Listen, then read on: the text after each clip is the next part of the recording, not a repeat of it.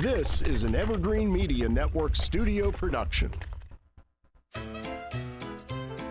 This is Martha Matters. From real estate, healthcare, current events, taxes, or just about any topic, we're talking about it. Call us with any questions on just about any subject. Now, here she is, Martha! Well, hi there and welcome. Hey, I have an interesting thing I've got to tell you right before I get started on today's topic. And that is very simply this. You all know that April 8th is the big solar eclipse that goes up. People can see 100% eclipse if they live anywhere in Texas, Louisiana, Arkansas, all the way up to the north and northeast. One thing I didn't realize, all of a sudden, there is a big order in the northeast and the north central part of the United States where this solar eclipse is going to take place, an increase in oil demand and deliveries. And I said, well, they use oil anyway. And they said, no, they're going to stop it. They want coal for those that are using solar energy. It's not just the 5 minutes of the eclipse. It takes a couple of hours each direction for it to totally come and go. And the big thing is all the people lining that area where there is a solar eclipse, they're recharging all their batteries for their cameras. They're really stuffing all the restaurants, a number of things that uses more electricity and more energy. So they're all importing coal to replace the solar energy that they will be photographing. I found that very interesting. I didn't even think of that. But it was mentioned on 2 different networks today. There's a mad rush for coal production because of the eclipse. Mm-hmm. I would never have thought of that. You know, Martha, you and I talked about it before we went on air, and a good friend of mine lives in the Dallas area, and they're expecting, like in Waco, Dallas, whatever, 100,000 plus people to go because they're right in the line of where it's actually going to happen. So there's your answer. Yes. You know, there are a lot of people that are going to go and view this. So, yeah, I guess they'll need all that energy. Literally. Yeah, literally. Yeah. And it's not just the interruption of solar energy, it's all the extra energy they're going to use by these hundreds of thousands of people being all along the way. Right. And plus, you know, the history of we're not going to go in there, but I mean, Texas had some bad things happen with solar energy. Yeah, so good for them for stepping up and, looking at the problem beforehand. Yes. Well, okay, on to my topic that I've only learned about this past week and found it very, very interesting. There is one company for sure, possibly a second one, that has learned how to convert methane gas into LNG, liquid natural gas. I would never have guessed it. The reason I found out about it is here in Vero Beach, I was listening to the economic developer person talking about what companies are moving in. And on Oslo Road, south of 73rd Street, there's a small industrial park, and it happens to be very near our huge, and it is huge, garbage dump, where that company knows how to convert methane gas from the garbage dump.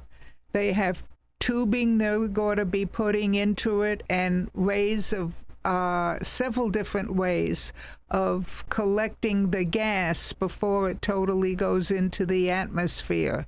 And then by concentrating it in this new industry and new industrial building, they convert it to LNG to to be hauled off and used as that form of energy. I had never heard of that before. Yeah. Coupled with the fact my grandson, who lives 12 years old, who's in elementary school in Delaware, Wilmington, Delaware, he goes to a private school. His science class is all talking and teaching him how to convert methane to LNG. And that's happening at the same time. Right. It's not in schools across the country, but this particular private school is talking about it and teaching them about it in science class. I find that absolutely fascinating. And I was thinking to myself, what about the cows? All the methane gas they release. Well, evidently they're not up to that yet.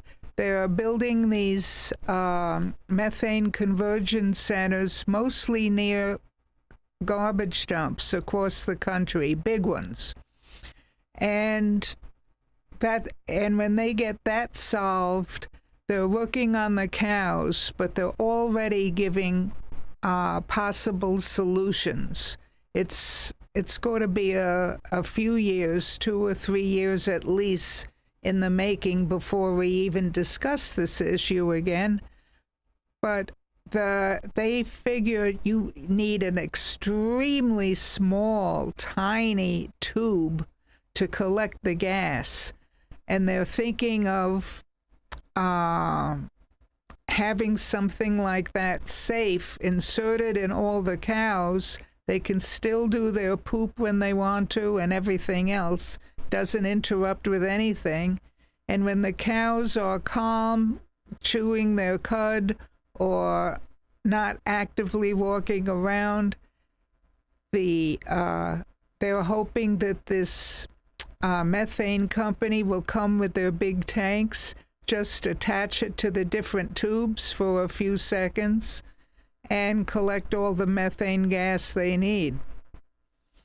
It hasn't been fully executed yet, but that's the very, very broad concept that they're teaching my grandson and I guess us too. And I'm very surprised. Vero Beach is one of the first places where they're building this company. So it's going to be all across the continent and all across the United States eventually. But so much for getting rid of methane gas. I find it fascinating. One of the big things, the knock of the methane gas was originally, just to get it out of the landfills, is that you couldn't calibrate what the strength of it was. Yeah. That was always the knock of it on, sometimes it comes out as this, and I'm not a scientist or anything like that, but I have heard that.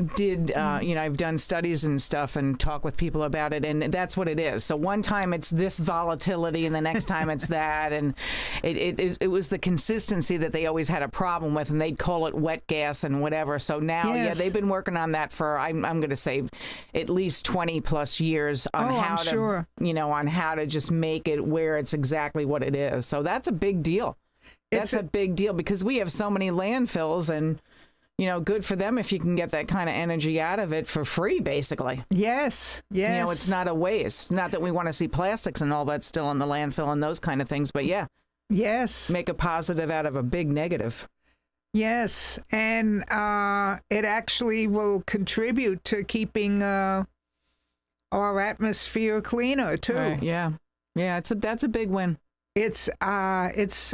I was really, really shocked about it. Well, also, related to that is how they're going to get the methane correctly out of these huge landfills. Our landfill right near where this company is going to be, or building is going to be built. This is hard to believe for those of you who are not in Florida, but this landfill is so high that it's higher than any other hill in the state, including those steep big hills and knolls by Tallahassee and in the northern panhandle. This totally man-made garbage dump is higher than that. So we're talking not normal mounds. We're talking, let's say in Arizona, in Phoenix, Arizona, they have that Squaw Peak that you can walk up and walk down. It's going to be at least that size or bigger, the mound that we're talking about. So there is potentially a lot of gas to be saved there. It's really a beautiful thing. Yeah, it is. And for it to be taught in a private school science class as of now, when most of the public don't even know about it yet, is absolutely fascinating. Yeah, it is, because the kids come up with some good ideas. I mean, that's the good thing about giving the ideas to them. I know when I lived up in outside of Norfolk, Virginia, now this is in the end of the 1970s, they had Mount Trashmore up there, and they made it into I want to say a recreational area. So you're right. I mean, these landfills need to put some positive productivity rather than all the negativity from them. So it's a good thing. Yes. It is. And the initial request, we should eliminate cows on the planet. That's a very simplistic, silly item. I think cows, more than any other animal, we really recycle just about everything except maybe the brain, or maybe science even uses them too. Oh yeah. But we all the beef that we eat, and all leather, and the cows, most leather, like on Lazy Boys, Bremen, pocketbooks, is all cow's leather, cow skin. And there a lot of leather jackets are the cow skin also, and they're very durable. They last for several seasons. It's almost recyclable. If one has a tear or something, it can be used for pocketbooks and other things. And even the Bremen pocketbooks that lead people to believe it's alligator skin, they have a special press, an iron press that prints and converts that leather into looking like alligator skin, but it's all cow skin. And not only the milk that they produce, and we keep them for their healthy lifespan, and then now the methane also. Cows are probably one of our most beneficially used animals in terms of recycling and saving, and certainly we all need the cow's milk. There isn't one family, I don't think, that doesn't even buy a quart of milk every now and then, and it is just wonderful. And then the cows themselves lead a comfortable life. They don't need to worry about being starved. They're well taken care of. They're washed. They're kept clean, and live in a normal adult lifespan for many, many years. That's not bad at all. It's many of them are alive who wouldn't have been alive if they weren't farmed. So you can go to a farm somewhere and see how calm and satisfied cows are. For the most part, there may be a bad farmer somewhere, or one that doesn't have enough heat in the winter or something, but 90% plus of them, of all these farms, make the cows very happy and content. And I think that's a beautiful thing too, besides being able to use their resources when the proper time comes. So it's a win-win all the way around, and even the methane gas is being captured. So I think we just have a beautiful story to remember, and we'll see how it develops. We've got to take a quick break, but I'll be back in just a couple of minutes. So stay with us on this exciting topic.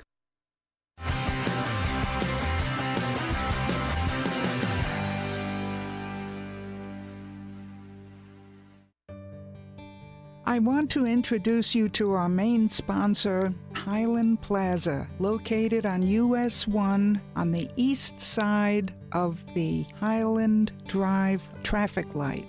We even have our own left-hand turn lane. One of the places in there, the first one on the north side, is Easy Stop, and you will be surprised what competitive and beautiful prices they have. You should give it a shot. Also, Tony's Hairstyling Salon is ideal for the entire family at all ages. He and his wife have run a salon there for years with a huge following. Also, we want to tell you about La Taberna Restaurant. It has the freshest Mexican food in town and a well-experienced chef. You will be most surprised not only by the food, but the reasonable prices. Also, I want to tell you about the nail salon. It's Luxury Nails. Let me tell you, they do everything, both for walk-in clients and appointments. Appointments are really appreciated, but they treat all clients professionally.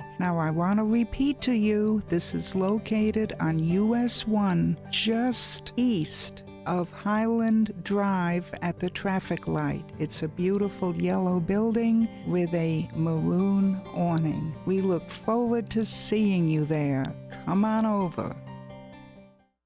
Get ready to experience the rhythm of a lifetime with On Your Feet, the electrifying Broadway musical celebrating the extraordinary journey of Emilio and Gloria Estefan. From humble beginnings in Cuba to global superstardom, their music transcended borders and inspired millions. Don't miss your chance to dance, laugh, and sing along with the music that defined a generation. On Your Feet, now playing at Vero's beautiful Riverside Theater. Get your best tickets now at the box office or riversidetheater.com.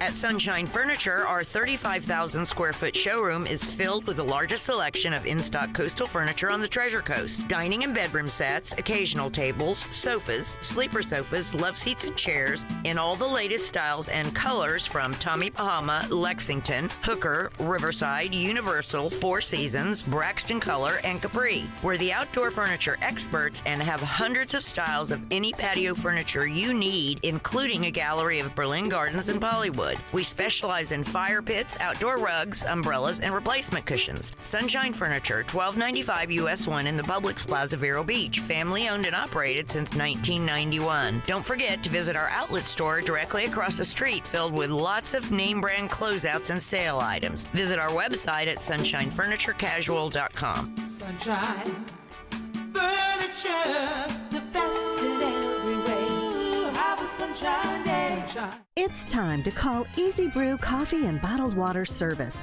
and learn just how much you can save and how convenient it is to have your coffee and bottled water delivered right to your home or office. In addition to water coolers, Easy Brew offers individual bottles of water in 8 or 16-ounce bottles. No more lugging it home or dragging it into the office. Serving the Treasure Coast for over 2 decades, 2 letters, 1 simple name. Easy for Easy Brew. Visit e-zbrew.com or call 800-792-3285. Easy Brew.